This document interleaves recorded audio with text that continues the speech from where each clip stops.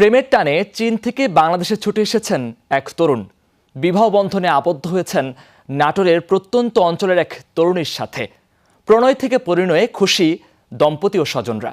ভালোবাসার এমন নজির দেখতে আসছেন অনেকেই।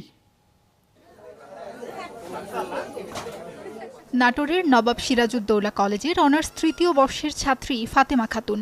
উইচ্যাটে প্রেম হয়েছে চীনা যুবক লি সি জাং এর সাথে। ভিন্ন দেশ ও ভিন্ন ধর্মের এই যুগলের 6 মাসের প্রেম পূর্ণতাও পেয়েছে।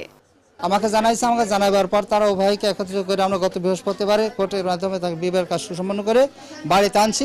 এখন জনগণ সবাই দেখতে আসছে আমার বাড়িতে, এখন আনন্দ উৎসব পরিবেশ। আমাদেরও জামাইও পছন্দ হয়েছে, জামাইয়ের গার্জিয়ানের সাথে আমাদের কথা হয়েছে। চীনের সাংহাইয়ের বাসিন্দা লি সি জাং পেশায় প্লাস্টিক সার্জন। তার সাথে পরিচয়ের পর চাইনিজ ভাষাও রপ্ত করেছে ফাতেমা। পরিচয় ধীরে ধীরে পরিণয় গড়ায়। এরপর দুজনে সিদ্ধান্ত নেন বিয়ে করার। ও হচ্ছে প্লাস্টিক সার্জন, ওখানে সার্জারি করে, মাঝে মাঝে বাংলাদেশে আসে হাসপাতালে এসে এখানে চিকিৎসা করে, সার্জারি করে। অত্র এলাকা আমরা প্রথমে দেখলাম জামাই চীন দেশের, আমার এলাকাত কোনোদিনও এরকম দেখি নাই। বৌদ্ধ ধর্মের লি সি জাং মুসলিম ধর্ম গ্রহণ করেন। দুই পরিবারের সম্মতিতেই শুক্রবার 7 লাখ টাকা কাবিনে বিবাহ বন্ধনে আবদ্ধ হন। ভালোবাসার মানুষকে আপন করে পাওয়ায় উচ্ছ্বসিত এই দম্পতি।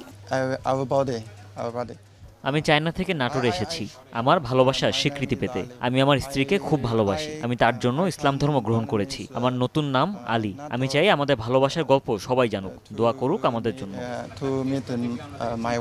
আমাদের পরিচয়টা উইচ্যাটের মাধ্যমে। 6 মাস আমাদের সম্পর্ক। সে আসছে 4 দিন হলো এবং আমরা কালকে কোর্টের মাধ্যমে বিয়ে করছি। আমাদের পরিবর্তন পরিকল্পনা হচ্ছে দুজনে একসাথে চায়না ফিরে যাব। নবদম্পতিকে দেখতে দূর দূরান্ত থেকে আসছে মানুষ। তাদের সুখী জীবন কামনায় দোয়া করছেন। সাবরিনা লিজা, যমুনা নিউজ।